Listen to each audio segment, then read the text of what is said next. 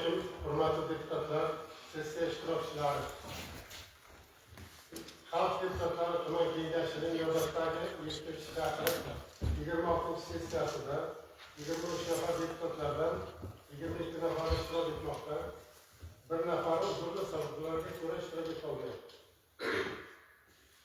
Shuningdek, bugungi sessiyamizda xalq deputatlari, viloyat kengashi deputatlari, tuman hokimi va o'rinbosarlari, tuman ichki ishlar bo'limi boshlig'i, tumandagi korxona va tashkilot rahbarlari va ommaviy axborot vositalari vakillari ishtirok etishmoqda.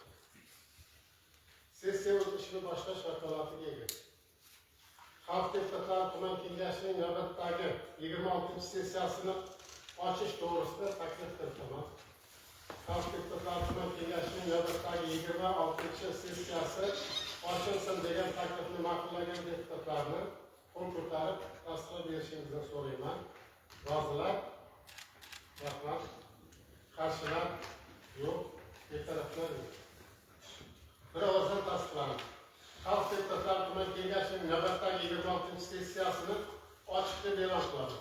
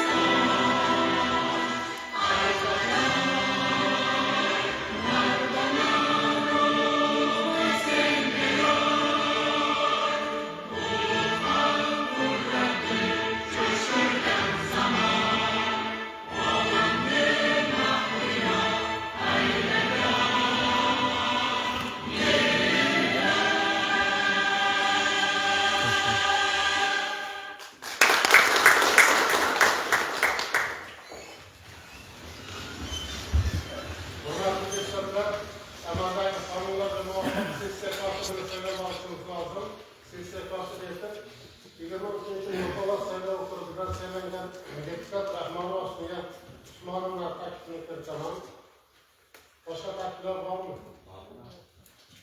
Bo'lmasa, ushbu taklifni ovozga qo'yaman. Rahmonova Usmonova sessiya kotibi tayyorlasin degan deputatlarni qo'l ko'tarib ovoz berishingizni so'rayman. Rozilar? Rahmat. Qarshilar? Yo'q. Betaraflar? Yo'q. Bir ovozdan tasdiqlanib, marhamat Usmonova belgilangan joyda ishga kirishingiz mumkin. Hurmatli sessiya ishtirokchilari, sessiya kun tartibini tasdiqlab olishimiz lozim. Sessiya kun tartibiga quyidagi masalalar kiritilgan. Birinchi, Payariq tumanini 2026 yilda ijtimoiy-iqtisodiy rivojlantirish bo'yicha ustuvor vazifalarni amalga oshirish chora-tadbirlari to'g'risida tuman hokimi Shunqor Farmonovich Xudoyberdiyevning hisoboti to'g'risida, ikkinchisi tumanda 2026 yilning birinchi choragi davomida huquqbuzarliklarning oldini olish va ularning profilaktikasi holati yuzasidan amalga oshirilgan ishlar bo'yicha tuman ichki ishlar bo'limi boshlig'i Islomovning hisoboti to'g'risida, uchinchi yoshlar muammolarini hal etilishga ko'maklashish, yoshlarning qonuniy manfaatlarini himoya qilish, ularni yaqindan qo'llab-quvvatlash, bandligini ta'minlash hamda bo'sh vaqtini mazmunli tashkil etish bo'yicha amalga oshirilayotgan ishlar to'g'risida tuman yoshlar ishlari bo'limi boshlig'i Sunnatovning hisoboti to'g'risida, 4-Payariq tumani byudjetining qo'shimcha manbalari hisobidan mablag'larni yo'naltirish to'g'risida tuman iqtisodiyot va moliya bo'limi boshlig'i o'rinbosari Umerovning hisoboti to'g'risida. Kun tartibi qo'llaringizga tarqatilgan. Sessiya kun tartibi bo'yicha boshqa takliflar, fikr-mulohazalar bormi? Rahmat. Bo'lmasa kun ko'tarib munosabat bildirishingizni so'rayman. Rozilar? Rahmat. Qarshilar yo'q, betaraflar yo'q. Birozdan tasdiqlandi. Kun tartibi birozdan tasdiqlandi. Endi ushbu kun tartibiga kiritilgan masalalar Xalq deputatlari tuman kengash doimiy komissiyalari tomonidan tegishli tartibda o'rganib chiqilgan, muhokama qilingan va sessiya kun tartibiga kiritilgan. Hurmatli deputatlar, sessiya ish reglamentini tasdiqlab olishimiz lozim. So'zga chiquvchilar uchun 15 daqiqagacha, ma'lumotlar uchun 3 daqiqagacha, muhokama etish uchun 10 daqiqagacha. Sessiya reglamenti bo'yicha boshqa takliflar bormi? Rahmat. Bo'lmasa kun ko'tarib munosabat bildirishingizni so'rayman. Rozilar? Rahmat. Qarshilar? Yo'q. Betaraflar yo'q. Bir ovozdan tasdiqlandi.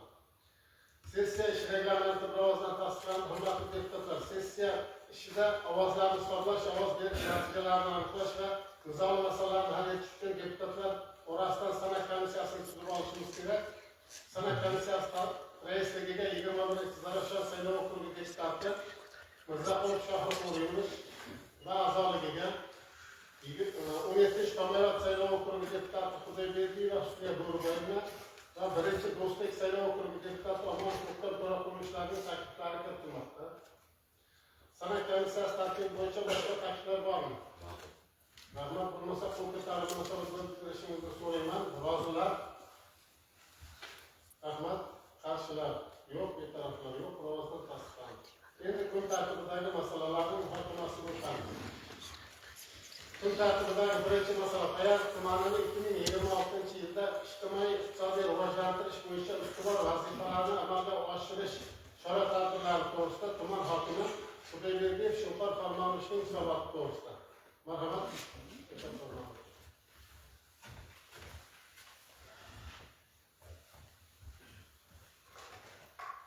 Assalomu alaykum, hurmatli prezident, hurmatli deputatlar, sessiya ishtirokchilari. Payariq tumani 2026 yil birinchi choragidagi ijtimoiy-iqtisodiy rivojlantirish bo'yicha ustuvor vazifalarni amalga oshirish chora-tadbirlar to'g'risidagi hisobotimni sizlarga taqdim etaman. Davlatimiz rahbari yaratgan imkoniyatlardan kelib chiqib, tumanda aholi bandligini ta'minlash, kambag'allikdan chiqarish, investitsiya loyihalarini jalb etish, eksport ko'rsatkichlarini oshirish hamda muhim barqarorligini ta'minlashni ustuvor vazifa qilib belgilab oldi. 2026 yildan boshlab tuman iqtisodiyotining yanada barqarorlashtirish bo'yicha katta marralarni belgilab olib, birinchi chorak yakunlari bilan qator ijobiy natijalarga erishdi desam mubolag'a qilmayman. Jumladan birinchi chorak yakunlari bilan iqtisodiy ko'rsatkichlarni birma-bir hal qiladigan bo'lsak, sanoat sohasida 173 milliard so'mlik sanoat mahsulotlari ishlab chiqilib, o'tgan yilning mos davriga nisbatan 118% ga o'sdi. Sanoat o'sish ko'rsatkichlari bo'yicha Samarqand viloyatidagi tuman shaharlar orasida yetakchi o'rinlarni Payariq tumani egalladi. Xizmat ko'rsatish hajmi 101 milliard so'm. O'tgan yilning mos davriga nisbatan 119% ga o'sdi. Qishloq xo'jaligida oladigan bo'lsak, 575 milliard so'mga o'tgan yilning mos davriga nisbatan 107% ga oshdi. Qurilish kuzatish ishlari jami 313 112 million so'mga yoki o'tgan yilning mos davrga nisbatan 105% o'sishga erishildi. 2026 yil yakuniga qadar hududiy investitsiya dasturi doirasida umumiy qiymati $99 million bo'lgan 40 ta loyihalar amalga oshirilib, 1,63 ta yangi ish o'rinlari yaratilishi rejalashtirildi. Shu yilning yanvar-mart oylarida umumiy qiymati $1,5 million 6 ta loyihalar foydalanishga topshirildi. 27 yangi ish o'rinlari yaratildi. Tumanda Prezidentimizning faqat 382 sonli qaroriga asosan Go'zal mahalla fuqarolar yig'ini hududida joylashgan markaziy istirohat bog'ini zamonaviy ko'rinishga keltirish hamda savdo va servis xizmatlari obyektlarini tashkil etish uchun zarur infratuzilma bilan ta'minlash umumiy qiymati $2,5 million so'm mablag' ajratildi. Tumanning Kultusin, G'allakor, Nakor, Do'stlik mahalla fuqarolar yig'inlari hududida 31,5 ming gektar narli yerlarda pistachilikni tashkil etish rejalashtirildi. Hurmatli deputatlar, sessiya ishtirokchilari, 2026 yilda tuman mahalliy byudjetiga belgilangan daromadlar rejasi 119 million so'm tashkil qilib, birinchi chorakda 23 million so'm rejalashtirildi. Amalda 26 million so'mga yoki 114% bajarilib, bu orqali mahalliy byudjetga qo'shimcha 3,2 million so'm tushum tushishi ta'minlandi. İkinci çorakda 32 milyon so'm rejalashtirilgan aprel oyining 22 aprel sanasiga 11,3 million so'm yoki ikkinchi chorak rejasiga nisbatan 36% bajarishga erishildi. Aprel oyi rejasi 11,1 million so'm tashkil qilib, amalda 11,3 million so'm yoki 102% hozirgi paytda bajarilmoqda. Oy yakuniga qadar 150% bajarishi manbalari mavjud. Yil yakuniga qadar mavjud imkoniyatlardan samarali foydalangan holda byudjet daromadlar rejasini 154,2 million so'mga yetkazib, 129% yoki 35 million so'mga ortiq bilan bajarish rejalashtirilgan. Bu ortiqcha undirilgan 35 million so'm mablag' tumandagi ijtimoiy soha obyektlarini ta'minlash, mahalla infratuzilmasini va aholi turmush sharoitlarini yaxshilashga hamda tadbirkorlikka qulay muhit yaratishga yo'naltirish rejalashtirilgan.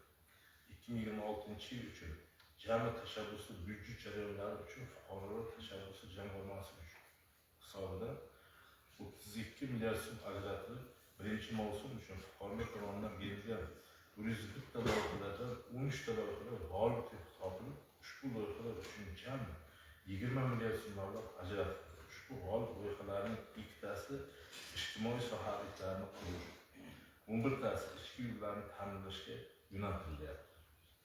Hozirgi kunda ushbu loyihalarning pudratchilari aniqlanib, qurishlari boshlanish arafasida turibdi. Shu bilan birga birinchi oylik yakuni bilan 5221 nafar aholini doimiy ishga joylashtirish, daromadini oshirish va yashil ish o'rinlarini soyadan chiqarish bo'yicha maqsadli ko'rsatishlar mahalla kesimida oyma-oy ishlab chiqilib, amalda 5872 nafar yoki 112% aholi bandligini ta'minlash va daromadini oshirish imkoniyati yaratiladi. Kambag'al oilalar reyestridagi 550 ta oila daromadni mehnatga jalb qilish maqsadida jami 840 ta xizmatlar qaror olinadi. Ma'lumot uchun aytadigan bo'lsam, doimiy ishga joylashtirishga 281 ta dasturlar doirasida kredit subsidiya ajratilishda, 69 ta tadbirkorlarga jalb qilinishda, 434 ta va kasb-hunar tadbirkorlarga o'qitishda 14 ta xizmatlar ko'rsatiladi. Tumandagi 8,8 ming gektar aholi tomorqa yer maydonlarini samarali foydalanish maqsadida 4,8 ming gektariga sabzavot, 2,4 ming gektariga kartoshka, 1,6 gektariga boshqa turdagi qishloq xo'jaligi ekinlari ekildi.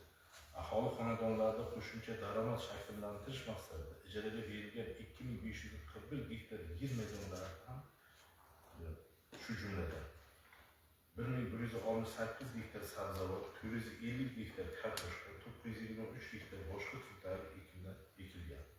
Bundan tashqari tumanda mahalla infratuzilmasini yaxshilash, tadbirkorlikni rivojlantirish, kambag'allikni qisqartirish va yangi ish o'rinlarini yaratish maqsadida tijorat banklari tomonidan barcha dasturlar doirasida 192 million so'mlik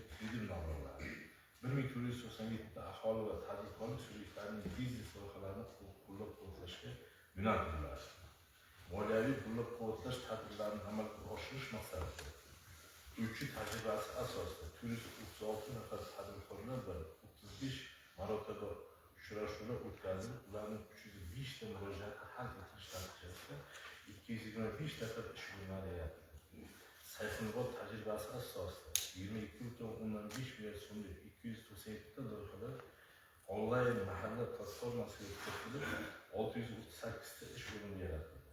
Hurmatli sessiya ishtirokchilari, tuman mahallalarda ijtimoiy va ishlab chiqarish infratuzilmalarini yanada rivojlantirish, shuningdek aholining turmush darajasini oshirish hamda tadbirkorlar uchun qulay investitsiya muhitini yaratish maqsadida ko'plab obyektlarda qurilish ta'mirlash ishlari uchun 305 million so'm mablag' ajratilib, bugungi kunda tumandagi 70 ta obyektlarda loyihalashtirish va qurilish ishlari boshlab yuborildi.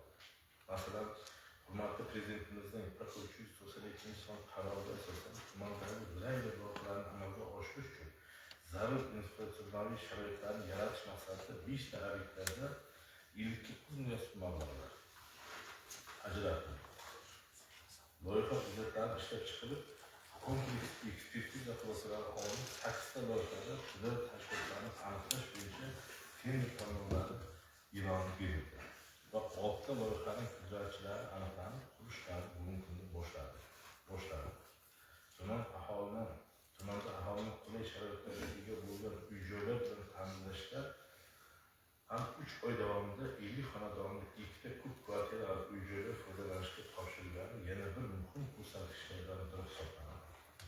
Shu bilan birga, birinchi chorak davomida mahallalarda infratuzilma holatini yaxshilash bo'yicha 25 kilometr elektr tarmog'i tortilib, 11 ta transformator ta'minlandi.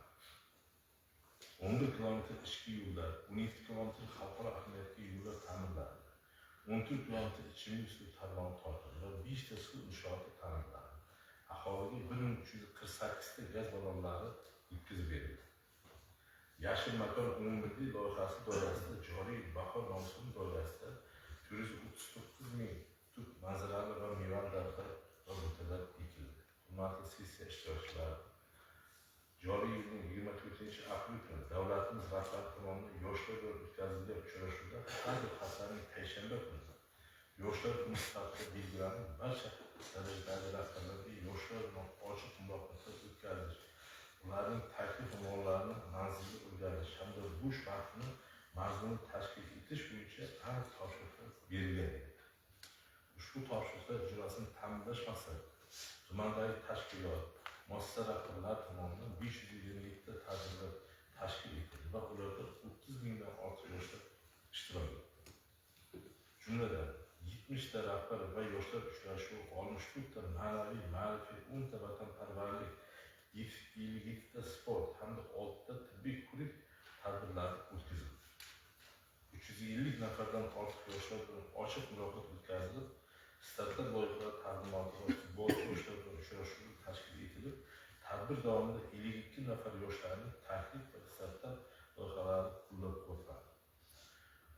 Huquqni muhofaza qilish va mudofaa idoralari tomonidan payshanba yoshlar kuni doirasida 44 ta tadbir tashkil etildi va ularning 71 nafari yoshlar ishtirok etdi. Tadbirlar natijasida 374 nafar ishsiz yoshlar doimiy ish bilan ta'minlandi.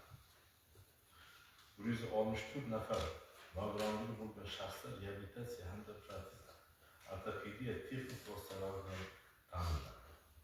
Shuningdek, Ramazon mehr-muruvvat, ahillik va shukronalik oyi g'oyasi asosida kam ta'minlangan va ijtimoiy himoyaga muhtoj 29 nafar fuqaro Miss SV elektron dasturi orqasida voucherlar ajratib berildi. Salomatlik marafoni doirasida tumandagi 22 ta oilaviy poliklinikalar tomonidan 28 nafar aholi murojaatlari ko'rib chiqilib, ambulator va statsionar davlat muolajalariga o'tkazildi. Respublikaning yetakchi klinikalarini jalb qilinib, 3 ta yo'nalish 2500 nafardan ortiq aholi ko'rikdan o'tkazilib, ularning 58 nafariga statsionar va 1213 nafariga ambulator yordamlar ko'rsatildi.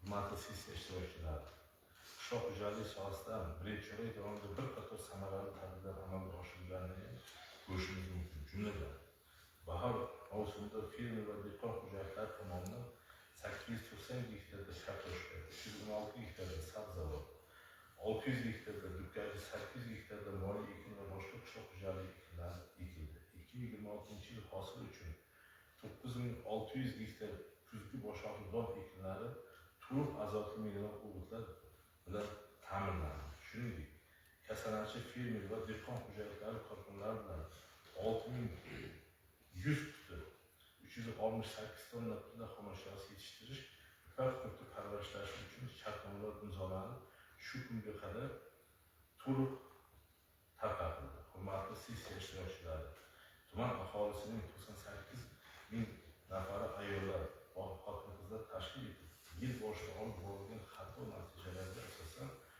30 yoshdan oshgan og'ir ijtimoiy vaziyatda 5188 nafar xotin-qizlar ayollar daftarining 7-bosqichiga kiritildi va yo'nalishlar bo'yicha xizmat rejasi ishlab chiqildi. Raqamli texnologiyalarga qiziqish bo'lgan 463 nafar xotin-qizlarni axborot texnologiyalari sohasiga o'qitildi. 387 nafar kasb-hunar tadbirkorlikda o'qitilib, bandligi ta'minlandi. 1900 nafar xotin-qizlar ipak qurti parvarishiga jalb qilinib, oilada qo'shimcha daromad manbai yaratilishiga erishildi.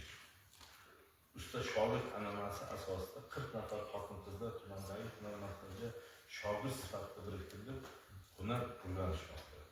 Tumandagi yetakchi tadbirkor ayollarimiz 87 nafar ehtiyojmand xotin-qizlarni biriktirib, bandligi ta'minlandi. Shu bilan birga xotin-qizlar jamoaviy biznes yo'lga qo'yish, oilada qo'shimcha daromad topish imkoniyatlarini yanada kengaytirish maqsadida daromadli ayol dasturi doirasida tashabbuskorlarning 24 ta loyihalari ishga tushirib, 1200 nafar xotin-qizlar bandligi ta'minlashga erishildi. Birinchi oylikda 99 ta oilada yuzaga kelgan nizoli holatlar tumanda tashkil qilingan oilaviy qadriyatlarni mustahkamlash komissiyasi a'zolari tomonidan o'rganib chiqilib, ajrining oldini olishga erishildi.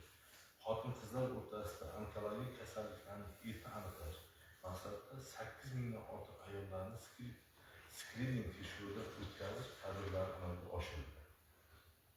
Qarshi migratsiya tamoyili asosida 32 nafar xotin-qizlarni xorijiy tillar va mehnat bozorida talab yuqori bo'lgan kasblarga o'qitilib, munosib ish topishlariga ko'maklashildi.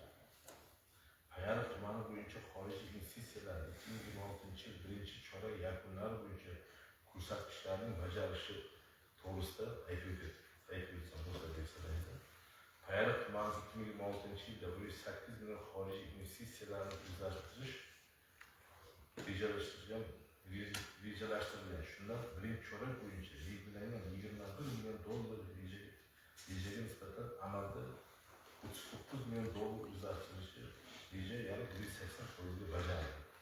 Samarqand Vespay Electronics platform MCH tomonidan qishloq xo'jaligi mahsulotlarini qayta ishlash va eksport qilish loyihasi amalga oshirilmoqda.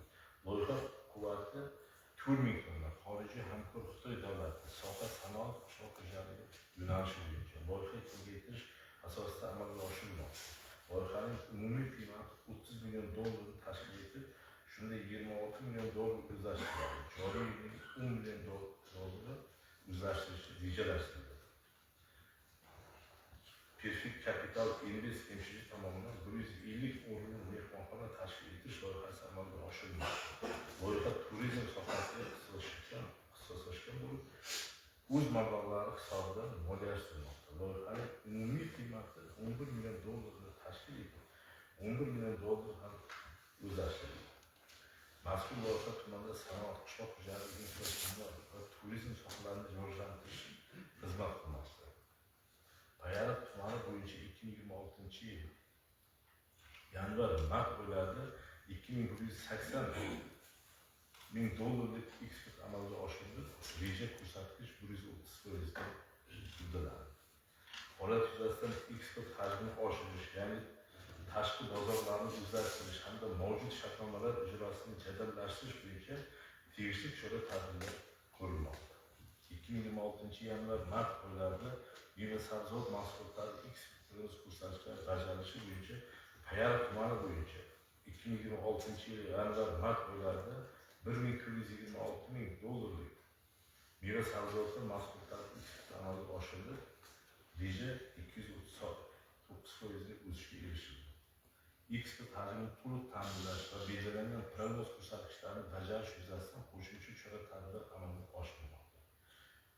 Davlatimiz rahbari yaratib bergan imkoniyatlardan kelib chiqib, tumanda aholi bandligini ta'minlash, kambag'allikdan chiqarish, investitsiya loyihalarini jalb qilish, eksport ko'rsatkichlarini oshirish hamda mulk barqarorligini ta'minlashni ustuvor vazifa qilib belgilab olganmiz.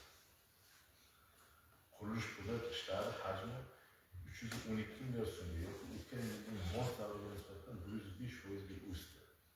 Tumanda tadbirkorlikka qulay sharoitlar yaratish, sanoat va xizmatlar sohasida yangidan loyihalarni tashkil qilish maqsadida davlatimiz rahbarining 382-son qaroriga asosan Chorsuqlar mahallasida 600 gektar yer maydonini toifasiga o'zgartirib, Urgut erkin iqtisodiy zonasi direksiyasiga ajratilish orqali qo'shimcha imkoniyatlar yaratilmoqda.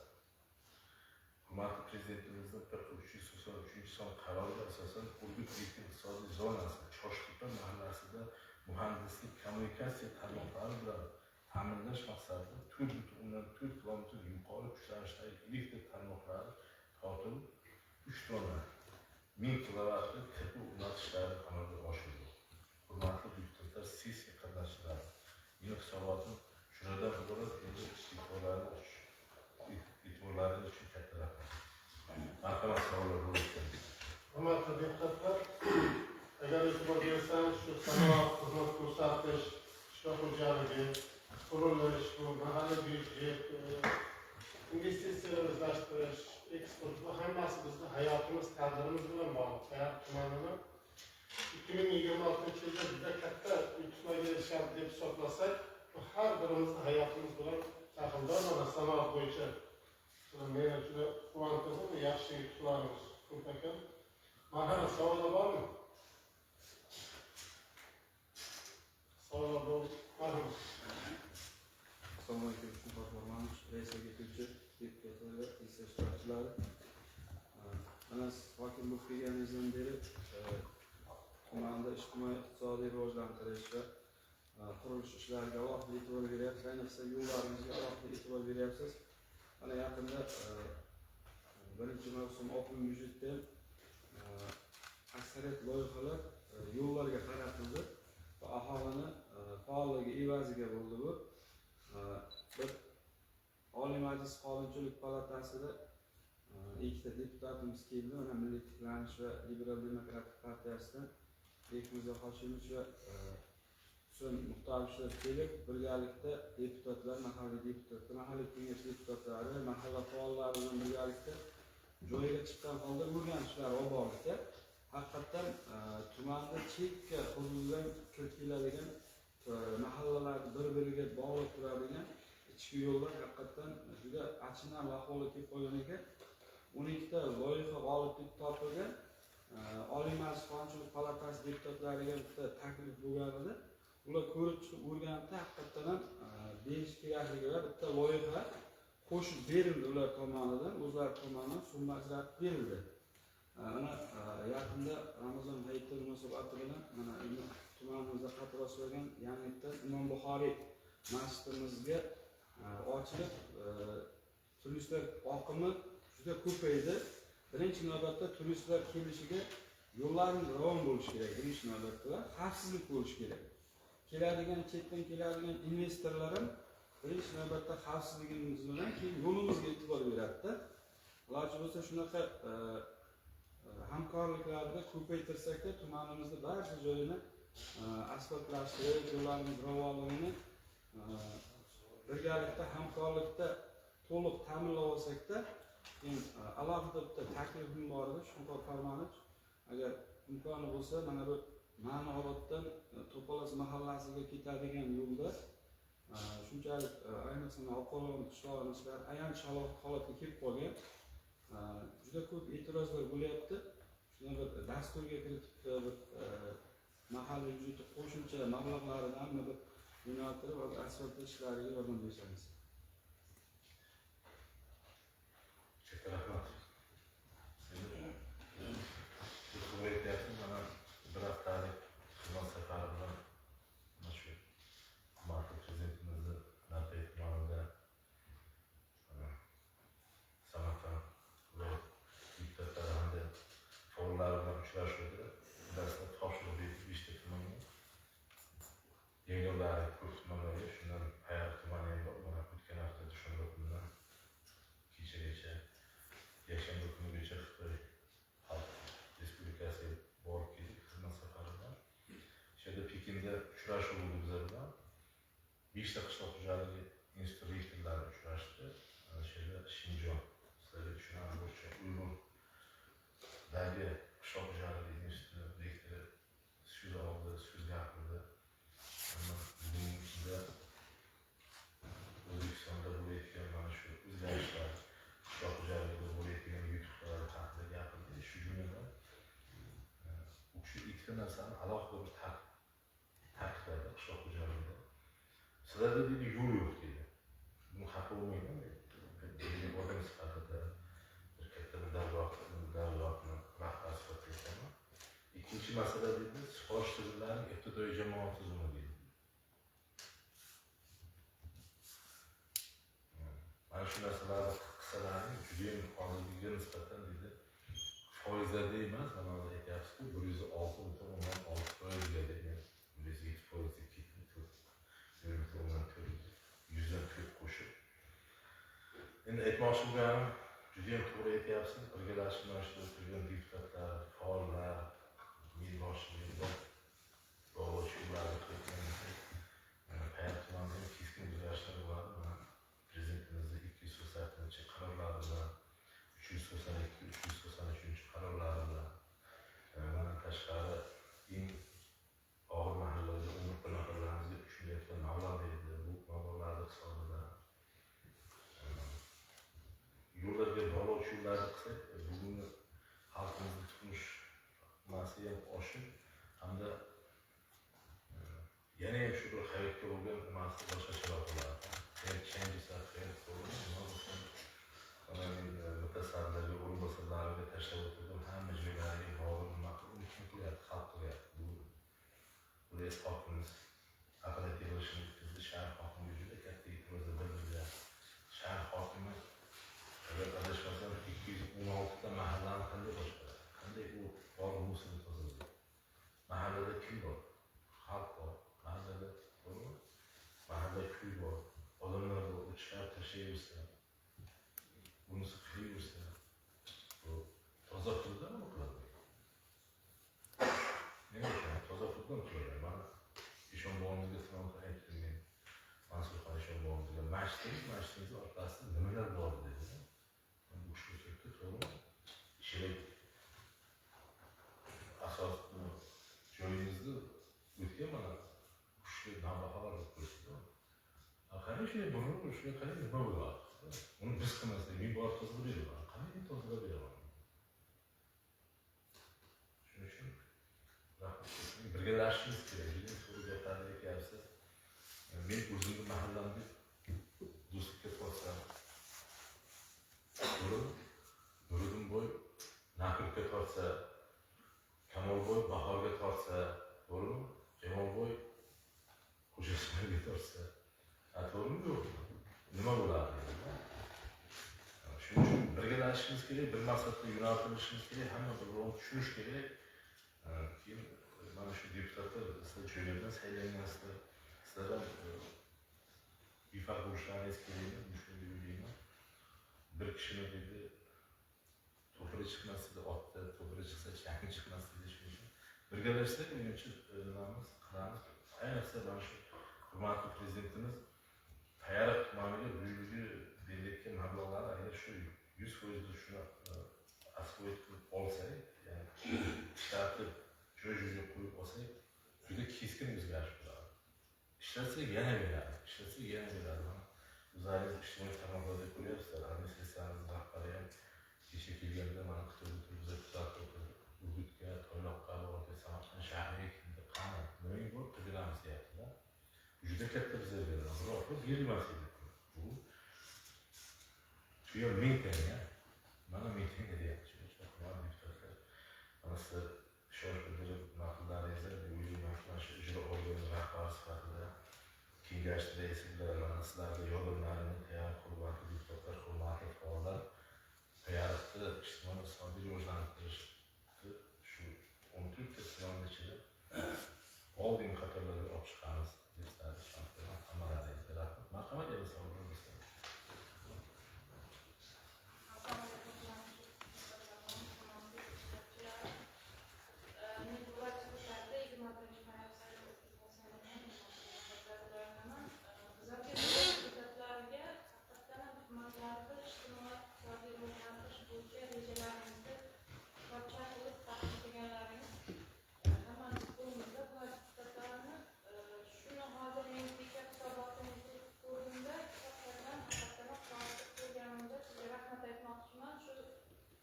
Qilingan rejalarda juda ko'p sohalar bo'yicha 100%dan oshirib qo'yganimizni o'zim nima deydi ko'rib shuni sizga ham rahmat aytmoqchiman. Shu yerda yana bitta rejalaringiz juda bor ekan. Shu choraklikdagi qilgan ishlaringiz haqiqatdan tahsinga loyiq. Ulgurgansizlar, haqiqatdan shu reja asosida qilingan ishlar. Keyin kasanachilik sohasi bo'yicha ham 1 milliard 400 millionga yaqin mablag' ajratish to'g'risida yozilgan edi. Shu mablag'lar bankda haqiqatdan kasanachilik bilan shug'ullanaman degan juda yaxshi savol berdingiz. Men ko'p shu haqida o'z umurimda asosiy qismi shunda ishlardim-da, bankda ishlardim. Mana shu 1 milliarddan ziyod mablag' 1 milliard 200 ming. 65 ta mahallaga necha puldan tushadi? 20 millionda. 20 million. To'g'rimi? O'rtacha mahallamizda 550 ta xonadon bor. To'g'rimi? 2200-2300 ta odam yashaydi. Shundan 18 dan oshgani 2300-2400 ta bor-da. 60 yoshgacha bo'lgan, balki 2100 bo'ladi. 18 dan 60 yoshgacha olish mumkin bo'ladi. Ana shu 1000 ta odamning ichida 4 ta odam ishlasa emasda 5 milliondan bersangiz 4 kishi ketadi. Agar ranglarda qo'yib chiqsak ham shu ko'rinmay qoladi. Bu juda kam. Biz shunday deb o'ylaymiz, 1 milliard 200, 1 milliard 300 deymiz, lekin bu aholi soniga nisbatan bo'laydigan bo'lsa, juda kam. Biz ko'proq ishlatishimiz kerak. Bu operativ ishda qatnashayotganlar eshitdi. Viloyat ichida eng katta nima bizda 140 milliard yopilgan kreditimiz bor. Kim oladi shu o'zimiz shu yerda o'tirgandan oldinda boshlig'ini mana shu narsalardan bor edi. Shuning uchun bu sifrlarimiz shunaqa bir katta narsa emas. Agar o'ylaymanki mana shunaqa muddat o'tgan kreditlarga yo'l qo'ymasak, buni biz unini foydalanayotgan bo'lsak, har birimiz bunga daxldor bo'lsak, men bunga hech qanaqa daxlim yo'q. Siz aytsangiz, men davolashim kerak desangiz, bu kishi aytsa, men o'qitishim kerak desa, bir kishi aytsa, men yo'l qurishim kerak desa, to'g'rimi? Shuning uchun hech kim hech narsaga erishmaymiz. Har bir narsaga biz daxldor bo'lishimiz kerak, to'g'ri munosabat qilishimiz kerak.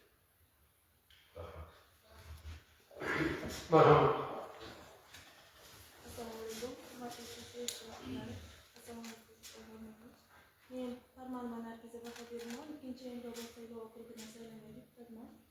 Hurmatli Farmonman, sizga alohida minnatdorchilik bildiraman. Haqiqatan guvohmiz ushbu hisobotingizda keltirilgan ma'lumotlarning haqiqatda bajarilishligiga fikrlariga ham qo'shilaman. Har bitta raqamlar ortida inson taqdiri yotibdi. Bu ularning hayot sifatining yaxshilanishiga hissa qo'shyapti. Buning uchun yana bir bor rahmat aytaman. Menda bitta savol va taklif bor edi. Agar ruxsat bersangiz, mana hisobotingizda 2026-yil yakuniga qadar hududiy investitsiya dasturi doirasida umumiy qiymati 97 milliard dollar bo'lgan 40 ta loyihalar amalga oshirilib, 1063 ta yangi ish o'rinlari yaratilishi rejalashtirilgani haqida ma'lumot kiritilgan. Meni qiziqtirgan savol mana shu dastur doirasida bu ish o'rinlari bilan ayollar va yoshlar bandligi qay darajada qamrab olingan va kafolatlanganmi ish o'rinlari? Savolim birinchisi shunda. Ikkinchi taklifim, iloji bo'lsa tumanda aqlli monitoring platformasini ishga tushirib, bu platformada 2026-yil davomida amalga oshirilgan dasturlarni joylab borsak, buni aholi va boshqalar ham kuzatib borsa, o'ylaymanki, juda ham yaxshi bo'ladi. Bu yerda o'sha aqlli monitoring platformasida shu dastur doirasida amalga oshirilgan ishlar joylashtirib borilsa yaxshi bo'ladi. Rahmat. Mening savolingizga kimlar dedingiz? Mening savolingizga investitsiya dasturi doirasida umumiy qiymati 97 milliard dollarlik o'sha 40 ta loyihani amalga oshirishda 1063 ta yangi ish o'rni yaratilishi rejalashtirilgan ekan 2026 yil. Shunda nechtasi yoshlar va ayollar bandligi bilan bog'liq? Nechta mana shu 1063 tadan yoshlar, ayollar bilan bog'liq deyilgan bo'lingani yo'q. Ertaga agar nima bo'layotgan bo'lsa, uni alohida olib shu joydagi endi hammasi bilasiz, kim ishga olaman desa, farishta hozir nima bo'lyapti? Mana 3-4tasini ko'rib olyapti. Oldingidek bir ketman bilan qilgan ish qilmayapti. Bular hammasi stanoklarda bo'lyapti. Shu tasavvur qilamiz, emas skladlarda taktika qo'yilgan, avtokalga bilmayman qanaqa bundan. Lekin endi kim bo'lsa ham masalan nogironda olsa bitta imtiyoz. Bunisi esa ikkinchi imtiyoz. Hammasi imtiyoz beryapti. Namizda shuning uchun nimada shu 1060 tani yaratsak nasib bo'lsa asosiy men aytmasam ham yo'sa aytmasangiz ham shular yoshlarga qaratilyapti, xotin-qizlarga qaratilyapti bu masala. Munosibiga men faloncha desam munosib bo'ladi. Shuning uchun bu ishni bo'lmadi.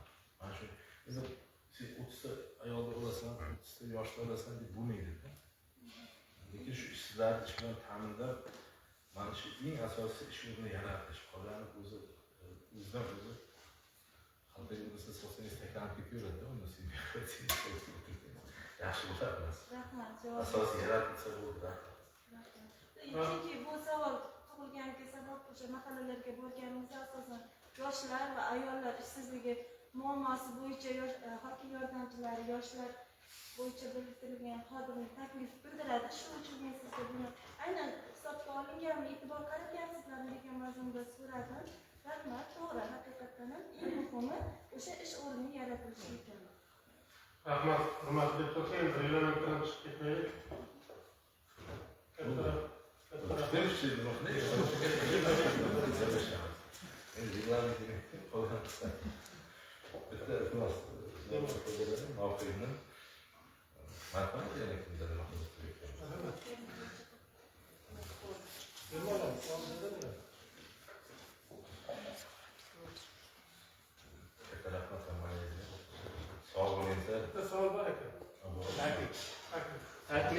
Assalomu alaykum. Taklif taqdirga kengash taqdirga bo'ladi. Taklif shundan iboratki, shu davrdagi hokimiyat tomonidan draft jadvallar ishlab chiqilyapti va ushbu draft jadvallar bilan barcha deputatlar o'zlarining okruglaridagi amalga oshirilayotgan ishlarning jamoatchilik nazoratini o'rnatyapti. Mana shu ishimizni yana chuqurlashtirib davom ettirsakda, hozir oldimizda juda katta ishlar, tumanda juda katta ishlar boshlangan. Siz boshchiligingizda mana shu ishlarning jamoatchilik nazoratini yana ham jiddiyroq qaratsak, menimcha samarali va sifatli yakunda ega bo'lamiz deb o'ylayman. Rahmat. Talab desangiz, bo'ylab 15 minutdan ziyod aytganlarga reglament bo'yicha bir suv qo'yib qo'yish kerak. Bu ham kerak bo'lsa, bu ham kerak. Hamma asosda o'rganamizda. Men ham qisqacha boyagi agar esingizda bo'lsa so'zlar bo'lmasa, boyagi mana yo'l qurilishi bo'yicha ta'sir choralarini aytdingizda, o'rganishda shu o'rganadi. Mana oddiygina el nazar bo'lganda bu ko'p yillikda bu masalan o'sha 25 yildan beri yo'l bo'lmasdi. Xo'ja Ismoil aylanib o'tardi. Shuni bitirdi. Yıl, bu 26 yılga tugatdi-da. Lekin hozir ahvolini ko'rsangiz, bir 200 metr yillari avvalgidan juda rasvoda. Umuman o'sha keyin o'shani qandaydir izlab topamiz deganmiz agar esingizda bo'lsa, bir nodira chora tadbirlarni qilamiz deb o'shani qandaydir kengashlar bilan bo'lsa ham qandaydir bir chora ko'rsatiladi. Agar e'tibor bergan bo'lsangiz, o'tgan bo'lsangiz. Men qizilga aytdim, rahmat o'tiring. İçimdagi nima dedi, qiynab yurgan narsalarni aytyapti, men aytishim kerak. Chunki bu yerda deputatlar o'tiribdi, faollar o'tiribdi. To'g'rimi? Avtoyo'lni boshlig'ini ishdan olib beraylik deb 5 sentyabrni qilib berdim. Rahmat o'tirgan ofisi shu 5 sentyabrni berdi. Nimaga? Endi kecha bittasini olib qo'ydi.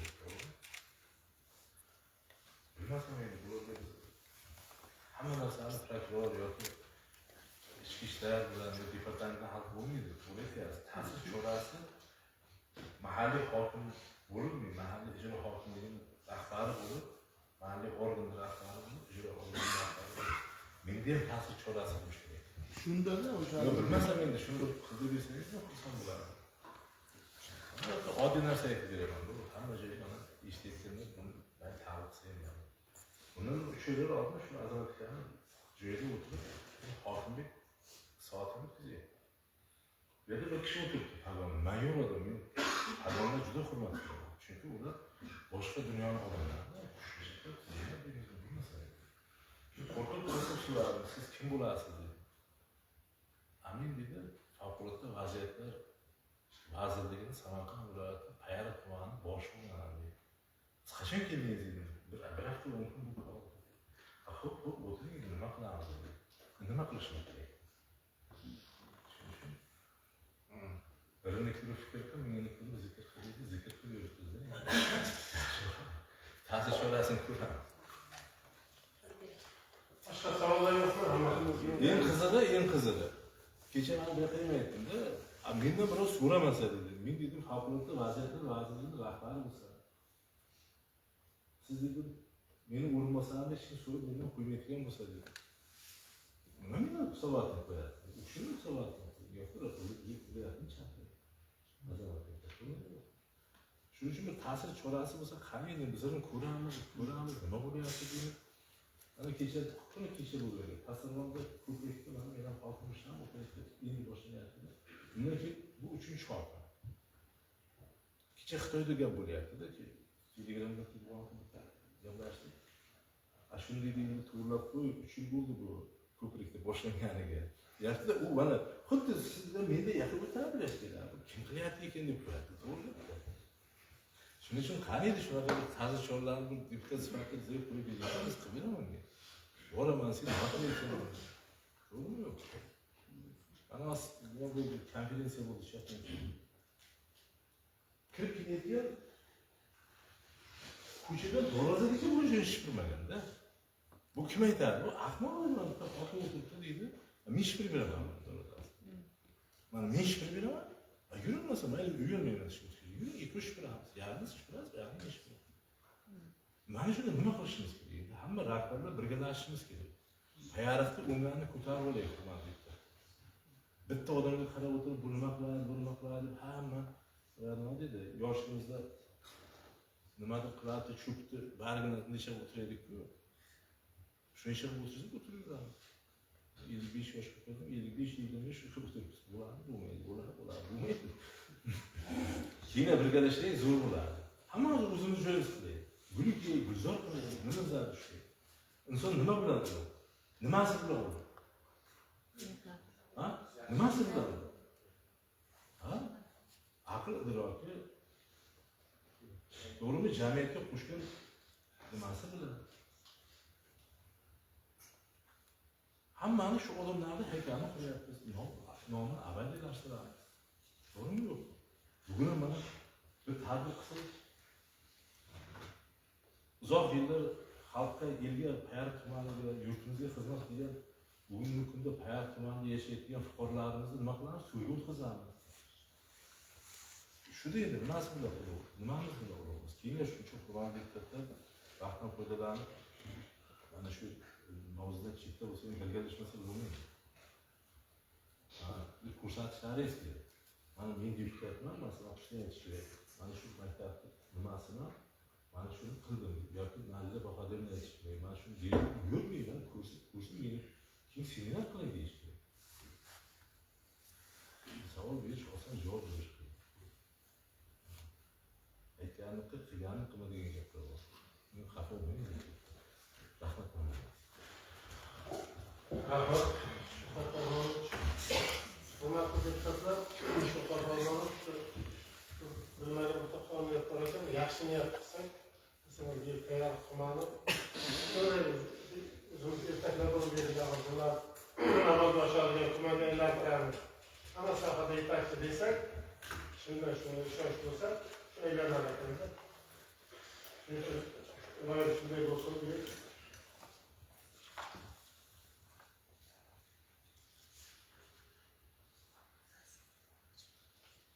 ushbu masala yuzasidan so'z tuman kengashi doimiy komissiyasi raisi Alisher Nomazovga beriladi. Rahmat.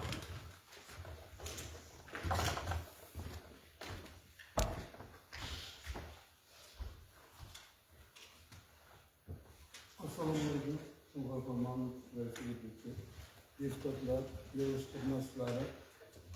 Ushbu masala bo'yicha Payariq tuman 26-yildagi ijtimoiy iqtisodiy rivojlantirish bo'yicha ustuvor vazifalarni amalga oshirish chora-tadbirlari to'g'risidagi tuman hokimi Shunqor Farmonovning hisoboti to'g'risidagi masala bizning doimiy komissiyada yig'ilishimizda ko'rib chiqilgan. Xalq deputatlari tuman kengashining sessiya kun tartibiga tavsiya qildi. Rahmat Alisher Nomazov. Ushbu hisobot bo'yicha qaror loyihasi tayyorlangan. Qarorni tasdiqlab ovoz berishingizni so'rayman. Rozilar. Rahmat. Qarshilar yo'q, betaraflar yo'q. Birozdan tasdiqlandi.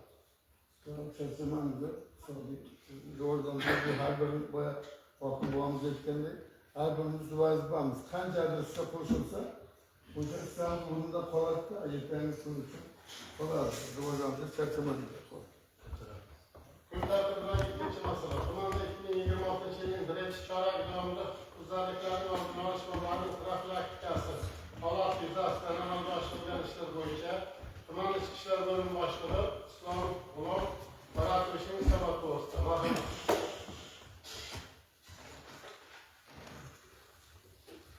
Assalomu alaykum, hurmatli deputatlar, yig'ilish qatnashchilari.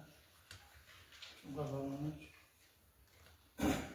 O'zbekiston Respublikasining 2016-yil 16-sentyabrdagi ichki ishlar organlari to'g'risidagi qonuniy talablari asosida joriy yilning 1-choragida amalga oshirilgan ishlar yuzasidan axborot berib o'taman. O'tgan davr mobaynida xodimlar tomonidan bir qator keng qamrovli maxsus profilaktik tezkor tadbirlar davomida bir qator huquqbuzarlik va jinoyatlarni oldi olinishi ta'minlandi. Tumanning 65 ta mahalla fuqarolar yig'inlarida 284 mingga yaqin aholi istiqomat qiladi. Bugungi kunda ichki ishlar bo'limiga 102 hamda 112 tizimlari orqali 4679 tadan ortiq murojaatlar kelib tushgan. Ushbu murojaatlar kuniga 52 tadan to'g'ri keladi. Ushbu murojaatlarning 991 tasi surishtiruv davomida huquqbuzarlik alomatlari mavjud bo'lganligi uchun ma'muriy tartibda qonuniy baho berishligi uchun sudlarga yuborilgan. Bugungi kunda jami 163 ta jinoyatlar qayd etilgan bo'lib, shundan 99 tasi, ya'ni 17% kiberjinoyatchilikni tashkil qiladi. Xodimlar tomonidan yashirin jinoyatlarni aniqlash borasida sezilarli tashabbuslar amalga oshirilib, joriy yilning 3 oy mobaynida 3 oyida 25 ta jinoyat holatlar aniqlanib, o'tgan yilning shu mos davriga nisbatan 150% aniqlangan, ko'pchilik aniqlangan.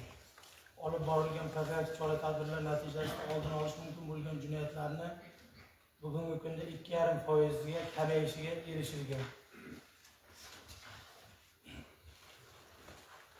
Obod mahalla tamoyili asosida barcha mahallalarda kriminal vaziyatni tahlil qilib, ularning 3tasi 4,6% qizil, 10tasi 15-14% sari, 52tasi 80% yashil toifada. Qizil mahallalar Do'stlik, Tohirshah, Nakul mahallalari bugungi kunda 3 oylik bilan jinoyatchiligiga nisbatan qizil toifaga tushgan. 65 ta mahallaning 17tasida oldini olish mumkin bo'lgan jinoyatlar qayd etilgan. Tan jarohati yetkazish bilan bog'liq jinoyatlar o'tgan davrga nisbatan kamayishiga erishgan bo'lsa-da, lekin ushbu turdagi jinoyatlar o'rganib chiqilganda barchasi oila turmush doirasidagi yaqin qarindoshlar, qo'ni-qo'shnilar o'rtasida kichik kelishmovchiliklar oqibatida sodir bo'lganligi ko'rinib qoldi. Hozirgi kunda qayd etilgan 3 ta yengil tan jarohati jinoyatlarini o'tgan yilga nisbatan kamayishiga erishilgan. O'zbekiston Respublikasi Prezidentining 2025-yil 18-martdagi soliq qarori ijrosini ta'minlash maqsadida kunlik tahvillar yo'lga qo'yilib borilmoqda. Tahvillar asosida tan jarohati yetkazish bilan bog'liq huquqbuzarliklar hamda ko'pchiligi oila turmush doirasidagi huquqbuzarliklar hisoblanadi. Og'ir tan jarohati yetkazish jinoyatlari o'tgan yilning shu mos davriga nisbatan sodir etilmagan kamayishiga erishilgan. Shu bilan birga tuman hokimligi bilan hamkorlikda oilalarda olib borilayotgan targ'ibot tushuntirish ishlari natijasida oilaviy zo'ravonlik jinoyatlarini ham bugungi kunda kamayishiga erishilgan. Ammo fuqarolarning e'tiborsizligi o'ziga tegishli bo'lgan mol-mulklarning beparvoligi natijasida bugungi kunda tumanda o'g'irlik jinoyatlari 15 taga sodir bo'lib, o'tgan yilga nisbatan 5 taga oshishiga sabab bo'lganmiz. Shu yo'nalishda kamchiliklarimiz mavjud.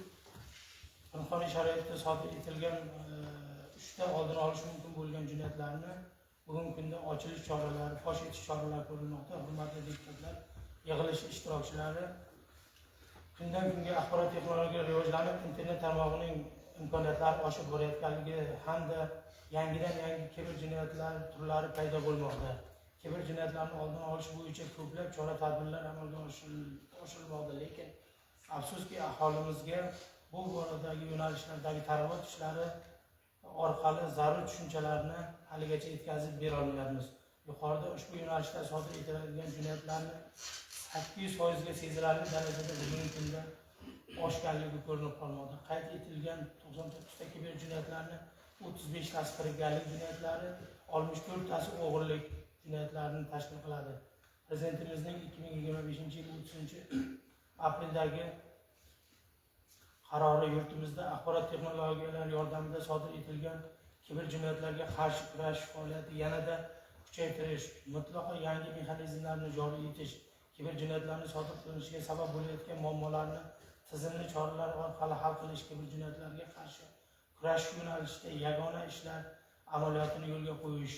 Bu borada barcha mas'ul davlat organlari va muassasalar faoliyatini muvofiqlashtirish hamda manzilli hamkorligini tashkil etish bo'yicha vakolatli organni belgilash hamda aholida shaxsiy xavfsizlik hissini shakllantirish asosiy vazifa etib belgilandi. Firibgarlik bilan bog'liq jinoyatlar 25-yilga nisbatan kamayishiga erishildi. Yo'llarga qo'yiladigan tezlikni cheklovchi yo'l belgilari, tezlikni o'lchovchi radarlar qo'yilishiga qaramasdan o'lim bilan bog'liq yo'l uloq hodisalari shu yil 3 ta sodir bo'ldi. O'tgan yilning mos davriga nisbatan 1 taga ko'paydi. Tan jarohati, umumiy yo'l uloq hodisa jinoyatlari, tan jarohati va umumiysi o'tgan yili 11 ta bo'lgan, bu yil 6 ta jinoyat sodir bo'ldi. Shundan 3 tasi tan jarohati bilan bog'liq, 3 tasi o'lim bilan bog'liq. Xodimlarning sa'y-harakati bilan aniqlangan jinoyatlardan 2025-yil 3 oyda giyohvandlik bilan bog'liq jinoyatlar bugungi shu yilda 11 tadan o'tgan yil 5 tadan esa 6 taga ko'payishiga erishilgan. Qo'shmachilik bilan bog'liq jinoyatlar ham shu yil 4 ta aniqlanib, o'tgan yil mos davriga nisbatan ko'paytirilgan bu jinoyatlar ham. Qurol bilan bog'liq jinoyatlar ham bu yil 2 ta aniqlangan. Odam savdosi bilan bog'liq jinoyatlar tumanimizda aniqlanmagan. O'zbekiston Respublikasi jazoni ijro etish muassasalaridan ozod etilib, ayrim toifadagi shaxslar ustida ma'mur nazorat va qonun ta'siriga tushuvchi bir nafar muqaddam sudlanganlar aniqlanib, qonuniy jazoga tortilgan. Bundan tashqari tuman hududida sodir etilayotgan har bir jinoyat va huquqbuzarliklarni tuman rahbarlari, jamoatchilik faollari bilan hamkorlikda huquqbuzarliklar yoki jinoyat sodir etgan shaxslarni yashaydigan manzillarida muhokama etilish yo'lga qo'yilgan. Joriy yilning 3 oy davomida yoshlar tomonidan jinoyatlar 4 ta sodir etilgan. O'tgan yili mos davriga nisbatan 33.3% ga kamaygan ushbu turdagi jinoyatlar. Ayollar jinoyati umuman sodir bo'lmagan, ishlamaydiganlar, yoshlar, voyaga yetmaganlar tomonidan ishlamaydiganlar tomonidan sodir etiladigan jinoyat shu yilda umuman aniqlanmagan. O'tgan yili ushbu jinoyatlar ham 3 tadan aniqlangan. Bu yil aniqlanmagan. Qidiruvdagi jinoyatchilarni ushlash bo'yicha tuman ishlar bo'limi tomonidan 2026 yil 1-choyragi davomida jami 59 nafar qidiruvdagi shaxslar qidiruv e'lon qilingan bo'lib, shu yil 3 oy davomida 17 nafari ushlanib, 47 nafar bugungi kunda ushlanmasdan qolgan. Bugungi kunda tumanimizda bir nafar bedarak shaxslar qidirib topish yo'nalishi bo'yicha qidiruv ishlari amalga oshirilmoqda. Axborotim tugadi. E'tiboringiz uchun rahmat. Agar savol bo'lsa, javob berishga tayyorman. Rahmat. Endi bir taklif borda mahallalarda uchastka profilaktika nazori juda katta olib chiqiladi. Chunki uni ko'mida o'sha nimalarni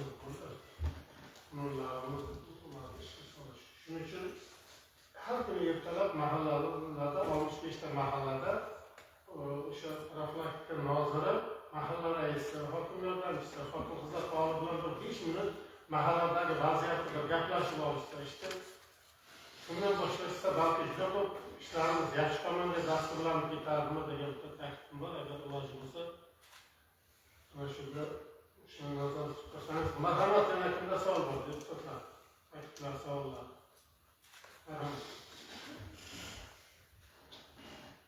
Salom Turaychi. Mana o'g'irlik jinoyatlari 15 ta bo'lgan, o'tgan yilga mos ravishda 5 taga oshgan deyapsiz. Shuni tahlil qildilaringizmi? Shu 15 ta o'g'irlikni hammasi fosh etildimi? Buni sababini izlasangiz, menimcha hech kim qoni och qolgandan qamaydi ushdi. Ko'proq qaysidir yo'lga kirib qoladi, qaysidir oltin kirib qoladida o'sha sababdan qilishi mumkin. Tahlil qildilaringizmi shuni? Nima sabab bo'lgan ekan ko'proq?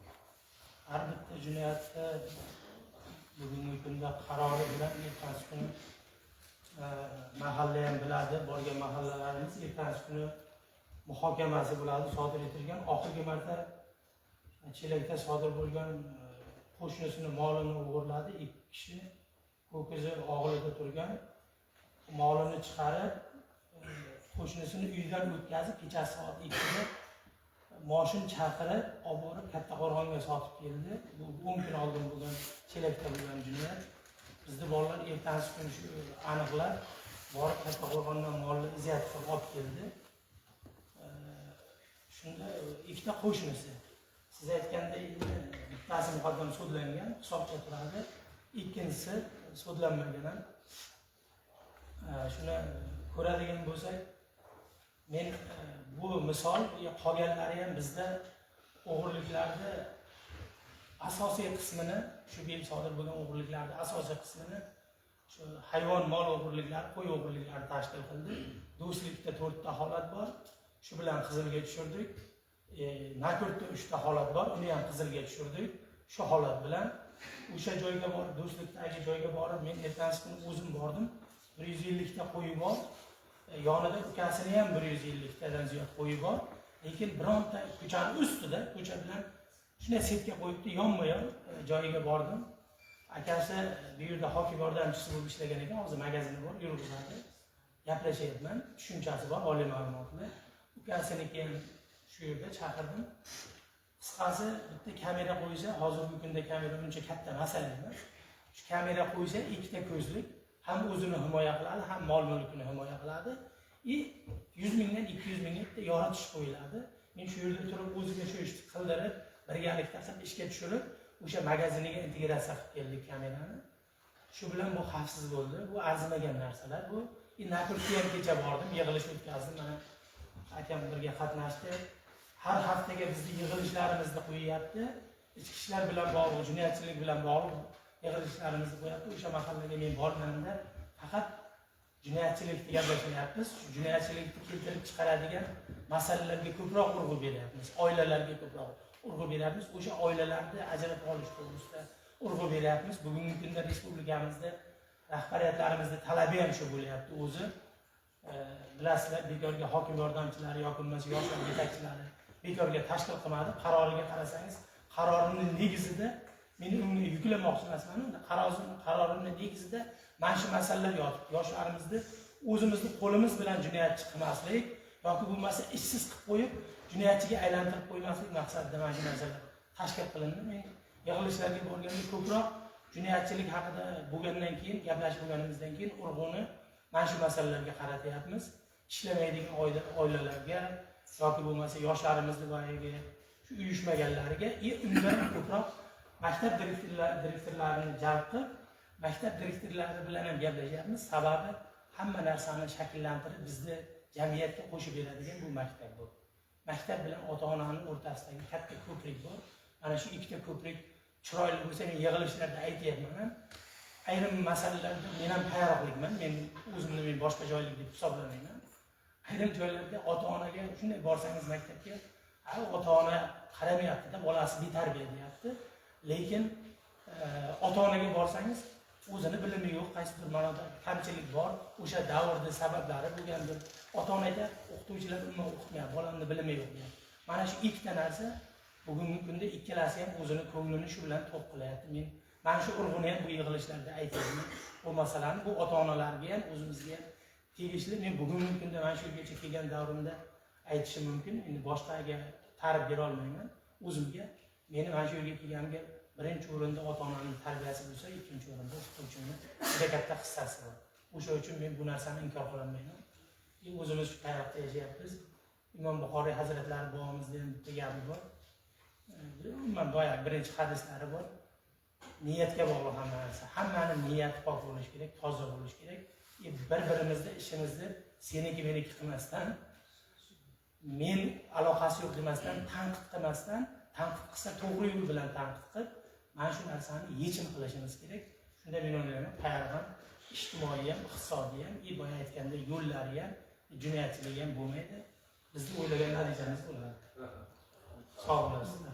Savol bo'lsa javob beraman. Shu yerda bitta qo'shimcha bordi. Masalan, 800% oshib kerak tumanimizda.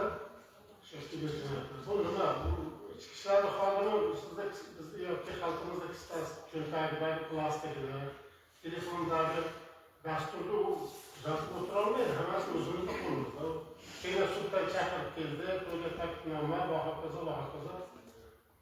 Haligi quduqlar o'tiribdi, keladi. Xabar ochyapti, olinyapti-da, boshqa qanday olinyapti? To'g'ri-ku, o'zimiz ham hushyorlikka uchratishimiz kerak. Bu bizga kerakmi? O'zimiz hushyor bo'lishimiz kerak. Marhamat. Qisqacha savolim bor. Sizda boyagi javoblaringiz bizni qoniqtirdi. Demoqchimanki, siz bunday bo'lsa jazolovchi organ bo'lsangiz ham siz buni oldini olishdan gapirdingiz, savolga hojat qolmadi. Men demoqchimanki, o'sha yo'lingiz to'g'ri. Mana siz aytganingizda bo'lardi. Mana shuncha jinoyatchi bo'ldi, bunisini qamadi, bunga jarima urdik desangiz, biz xalq tomondamiz. Biz jazolovchi organ emas, tushuncha shunaqa bo'ladi. Shuning uchun shu yo'lingizdan qolmadi, shu oldini olish. O'sha oldini olish birinchi o'rinda turadi. Har qanday holatda jinoyatchilik kelib chiqishini oldini borib tadbirlar o'sha birinchi o'rinda turadi. Shu yo'lingizda aytganingiz. Marhamat.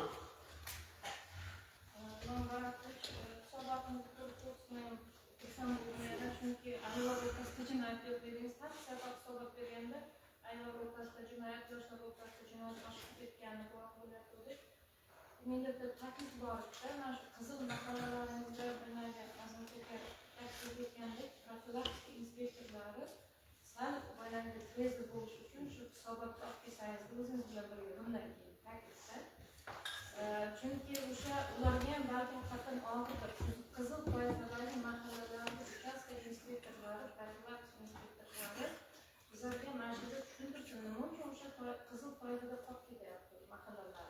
O'zlari agar o'sha sistemani yo'lga qo'ysak, menimcha agar qaror qismiga qo'shilib, o'zingiz hisobot berganingizda o'sha qizil hududlarda profilaktika inspektorlari ham o'tirib mana shu narsani menimcha sal mas'uliyat bilan yondashmoqchi bo'ldim. Rahmat. O'shamiz.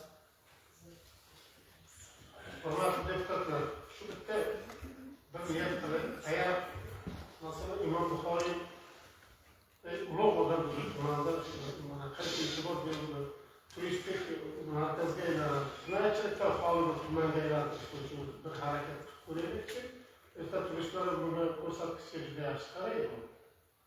Marhamat, yana kimda savol bor? Yo'qmi? Rahmat. Rahmat. Ushbu masala yuzasidan tuman kengashi komissiyasi raisi Sobir To'xtamishievga beriladi. Marhamat.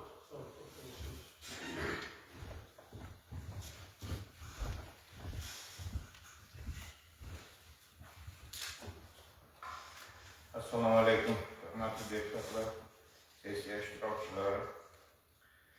Ana o'zlaringiz guvoh bo'lyapsizlar, deputatlarning qiziqishlari sessiyadan sessiyaga ortib bormoqda.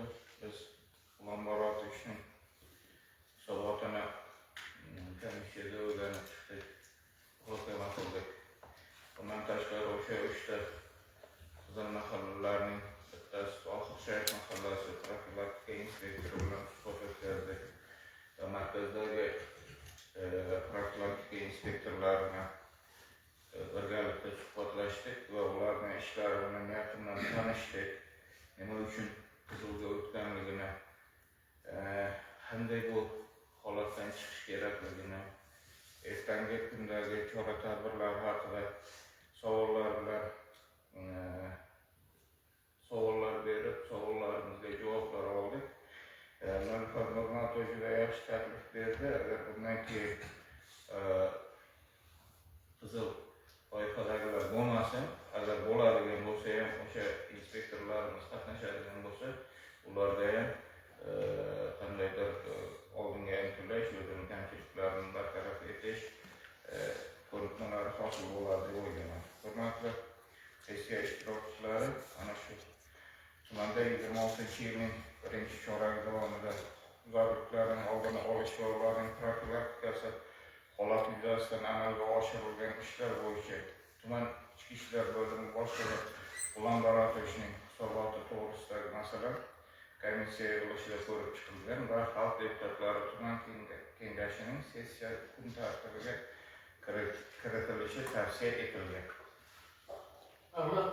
Sobir To'xtamishievich, ushbu hisobot bo'yicha qaror loyihasi tayyorlangan. Qarorni tasdiqlab ovoz berishingizni so'rayman.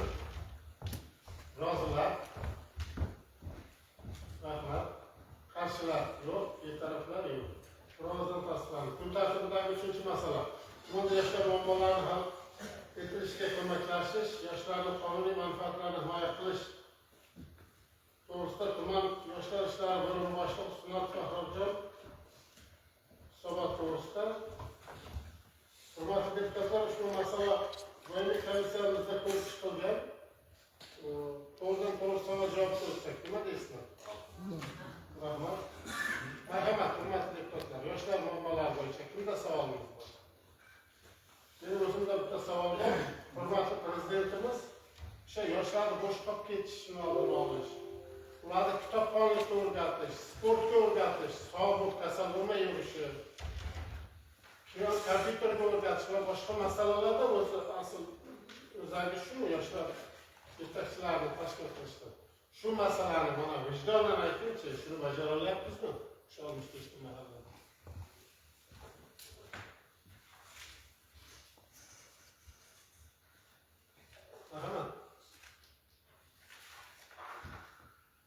Assalomu alaykum, hurmatli rahbariyat, hurmatli deputatlar. Bu bo'yicha bizda 5 ta tashabbus olimpiadasi doirasida tumandagi 65 ta mahalla fuqarolar yig'inlarida istiqomat qiluvchi 78.734 nafar yoshlar elektron platforma orqali ro'yxatdan o'tkazilgan. O'zbekiston Respublikasi Prezidentining 2022-yil 11-aprildagi mahallalarda yoshlarni ommaviy sportga jalb qilish, yangi bosqichga olib chiqish chora-tadbirlari to'g'risidagi 201 sonli qarori hamda O'zbekiston Respublikasi Bosh vazirining 2026-yil 19-martdagi yoshlar ma'naviyatini yuksaltirish, ularning bo'sh vaqtini mazmunini tashkil etish va iqtidorini namoyon etishga qaratilgan chora-tadbirlar amalga oshirish to'g'risida 43 sonli bayonlari ijro uchun qabul qilingan. mazkur hujjatlar belgilangan vazifalar ijrosini ta'minlash maqsadida tumanlarning barcha mahallalarida shaxmat, shashka, zakovat, barkovut, xalq o'yinlari, streetbol, milliy kurash va voleybol tanlovlari o'tkazildi. Jumladan mazkur tanlovning tayyorgarlik mahalla bosqichlarida 24-martdan 18-aprel kuni tumanning barcha mahallalarida bo'lib o'tdi. Tanlovning mahalla bosqichida shaxmat tanlovida 4329 ta ishtirokchi qatnashgan. Shashka tanlovida 3974 nafar ishtirokchilar qatnashdi. Zakovat intellektual o'yinida 2842 ta ishtirokchilar. Barkovut tanlovida 1988 ta ishtirokchi qatnashdi. Xalq o'yinlari tanlovida 4772 ta ishtirokchilar qatnashdi. Streetbol tanlovida 1944 ta ishtirokchilar, milliy kurash musobaqasida 2671 ta ishtirokchilar qatnashdi. Voleybol musobaqasida 8142 ta ishtirokchilar qatnashdi. Umumiy hisobda Marhamat, yana savol bormi? Hurmatli deputatlar. Savol bormi? Marhamat. Savolim shundaki, biz bundan ancha oldin bir yoshlar yetakchilarini tanlab beruvdik, 12 ta. O'shalarga biz takliflarni beruvdik, agar shu yo'lga mana sessiyada bilimlarini oshirishdi. Lekin biz tanlab o'tdik, o'sha bir sessiyada ko'ra oldik-ku, lekin shularni keyin ko'rmadik, qaytadan ko'rmadik. Shunga nima deysiz? Shuni bir tashkillashtirish. Ular ishlayaptimi? Sudvasi nima bo'ladi? Oxiri nima bo'ldi? Vazifalarni bajaryaptimi, yo'qmi? Undan hozir meni xabarim yo'q edi, o'z yaqinda tayyorlaganman. O'shanga o'zimda ham taklifim shu edi. Prezidentimizning asosiy aytgan gaplari rahbarlar, hokimlar, prokurorlar, shu yoshlar yetakchilari ichidan chiqadi deb aytyapti har yig'ilishlarda. Yoshlarga qator bir imtiyozlar beryapti, har yig'ilishda imtiyozlar beryapti. Shu bo'yicha men o'zim deputatlarga taklif aytmoqchi edim. Shu yoshlar yetakchilarini o'zlaringizga bir shogird qilib olsangiz, har bir mahallaga deputat biriktirilgan. Shu deputatlardan, rahbarlardan ish o'rgansa degan taklifni o'zim aytmoqchi edim. Hozirda shu ishni olib bora olmayotgan yetakchilarimiz bordi. Ishdan olingan Xo'jaobod mahallasi, Guliston, Taraqqiyot mahallasi ishdan olingan. Agar o'zlaringizda shunaqa shogirdlar nimalar bo'ladigan bo'lsa, tavsiya qilsangiz ham bo'ladi. Biz endi o'shanda bir 12 ta olishni bir 60 kishini tanlov qilib, yo'q, men aytganim, 3 ta mahallaga biriktirilgan bo'lsangiz, o'sha 3 ta mahallaning yoshini o'zingiz qilayotgan ishlar bilan, shunaqa bilan tanishtirsangiz, tajriba bo'lardi deb aytmoqchiman. Marhamat. Yoshlar o'rtasida 4 ta jinoyat sodir etilgan ekan. 4talasi ham oldini olish mumkin bo'lgan jinoyat ekanda. Yangioboddan 2 ta ekan, Darushiq va To'polosdan ekan. Mana har bir olib toifadagi ishsiz yoshlarga tashkilot rahbarlari bekitilganda har payshanba kuni borib kurashni o'tkazyapti ular. Yuribdi ba'zilar joyga kelib gaplashyapti. Ba'zilar ish bilan ta'minlayapti, boshqa qilyapti. Muhokama o'tkaziladi, o'sha jinoyat sodir etgan mahallaga borib, o'sha tashkilot qaysi berkitilgan tashkilot rahbari, mahalla faollari, yoshlar yetakchilari, mahalla o'zingiz borib birgalikda o'tkazlasizmi shunaqa narsani? O'ta mahallada 2 ta jinoyat sodir bo'ldi. O'tkazildi. Endi shu Yangiobod mahallasi. Qanaqa keyin qanday mana shu oldini olish bo'yicha siz qanaqa ishlar olib boryapsizlar? Mana hayoti gazetamiz bor yoki bo'lmasa ijtimoiy tarmoqlar bor. O'shanga chiqishlar qilyapsizlar, mana shunaqa ishlarni oldini olish bo'yicha, oldin jinoyatlar sodir etmasligi uchun. Qilinyapti. Hozir asosan tuman kanalimizga yoshlar bo'sh vaqt mazmunini tashkil etish bo'yicha tadbirlarimiz tashlab borilyapti tuman kanaliga. Jinoyatchilik oldini olish bo'yicha tungi qalqon guruh a'zolarimiz bor, 6 nafardan, yetakchining o'zi bilan 7 nafar. Bu bo'yicha ham ishlar tashkil etilyapti. Tungi reydlar, mahalla inspektori bilan hamkorlikda. Bu yetakchilar bilan shug'ullanishingiz haqiqatdan qiyin. Ularda moddiy manfaatdorlik yo'q. Bu yurakdan vatanparvar bo'lmasa juda qiyin narsadan bu. Ana bu izlanib, shuni topish kerak, orasidan topish kerak. Boshqa savollar yo'qmi? Rahmat. Ushbu masala yuzasidan so'z tuman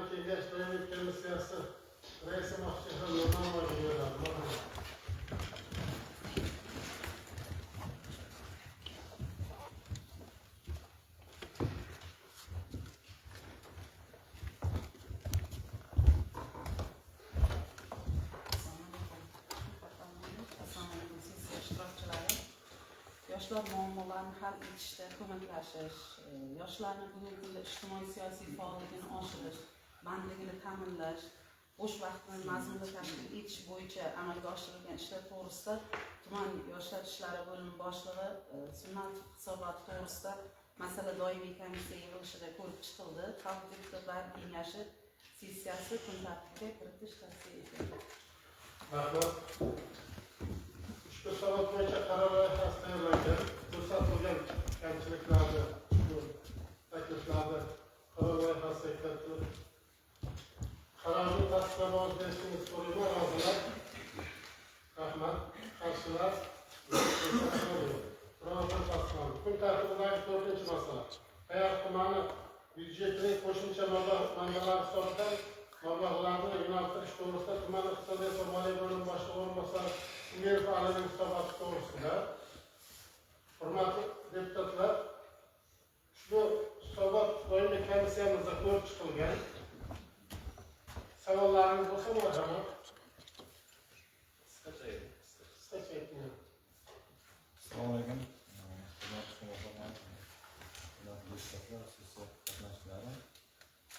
Bugungi savolimiz mahalliy byudjetda qo'shimcha manbalardan foydalanish to'g'risida. Bu sizlarga deputatlarga taqdim qilingan. Birinchi chorak daromadlar rejasini ortiq bajargan qismi va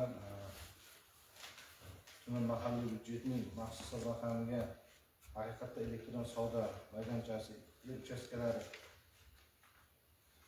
yer uchastkalariga bo'lgan huquqni sotishdan tushgan tushumlar hisobidan kiritilgan va jamoatchilik asosida taklif kiritilgan qo'shimcha taklif qilinmagan.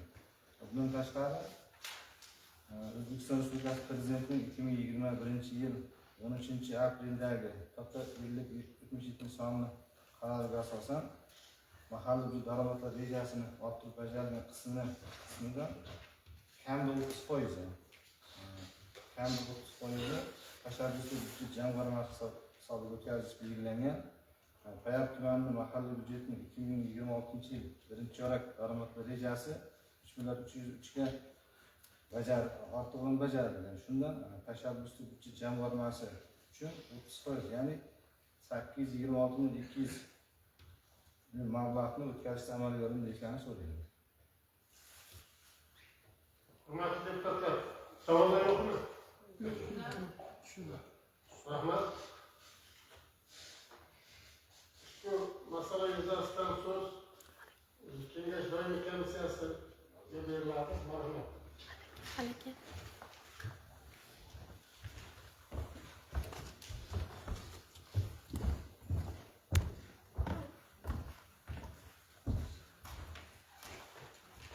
Assalomu alaykum. Shunqor Farmonovich, deputatlar va sessiya ishtirokchilari. Payar tumani byudjetining qo'shimcha manbalari hisobidan mablag'larni yo'naltirish to'g'risidagi masala doimiy komissiya yig'ilishlarida ko'rib chiqilgan va xalq deputatlar tuman kengashining sessiyasining kun tartibiga kiritish tavsiya etilgan. Rahmat. Ushbu savol bo'yicha qaror loyihasi tayyorlangan. Hurmatli deputatlar, qarorni tasdiqlab ovoz berishingizni so'rayman. Rozilar? Rahmat. Qarshilar? Yo'q. Betaraflar. Birozdan tasdiqlandi. Hurmatli deputatlar, so'z tuman kengashining 26-sessiyasi o'tkazilishi haqida axborot berish uchun sessiya kotibi Rahmonov Osmonov Usmonovga beriladi. Marhamat.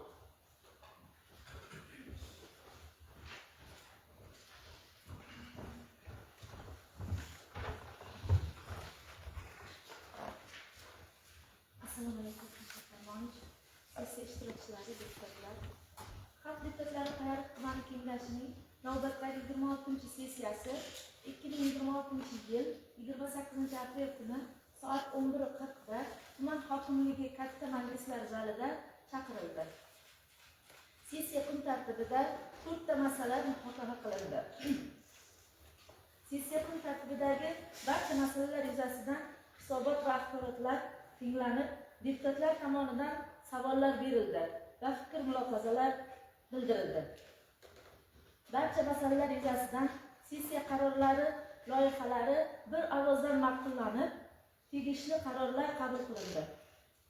Sessiya yakunida Xalq deputatlari tuman kengashining 27-sessiyasiga mahalliy byudjet, tadbirkorlikni rivojlantirish va iqtisodiy islohotlar masalalari bo'yicha doimiy komissiya tomonidan tayyorgarlik ko'rilishi belgilandi. Shu bilan Xalq deputatlari Payariq tumani kengashining navbatdagi 26-sessiyasi o'z ishini yakunladi. Rahmat. Hurmatli deputatlar, kun tartibidagi barcha masalalarni hokimiyatli bo'lib, shuning bilan Xalq deputatlari tuman kengashining navbatdagi 3 shahri 26 sessiyasini yopib e'lon qilaman. E'tiboringizga rahmat.